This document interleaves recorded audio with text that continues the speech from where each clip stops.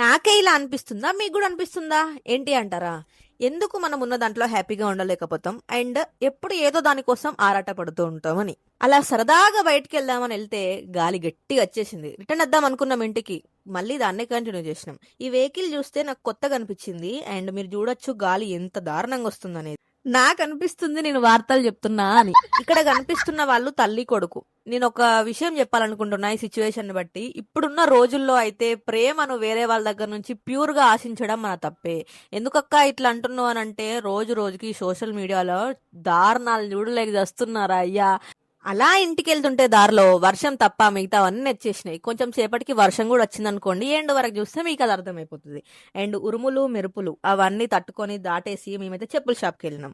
1200 బొక్క పెట్టుకున్నాం. ఇక్కడ కనిపిస్తున్న వ్యక్తి అయితే అటునుంచి వచ్చిండు. అండ్ మళ్ళీ కొంచెం సేపటి తర్వాత అటే వెళ్ళిపోయిండు వర్షంలో. మీరు చూస్తున్నారు కదా ఇప్పుడు.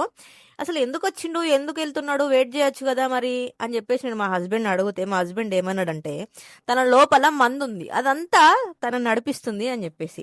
అండ్ ఇంటికి వచ్చి ఫుడ్ తిన్న తర్వాత వాతావరణం చూస్తే అసలు వర్షం పడ్డదా అనేలాగా అయిపోయింది.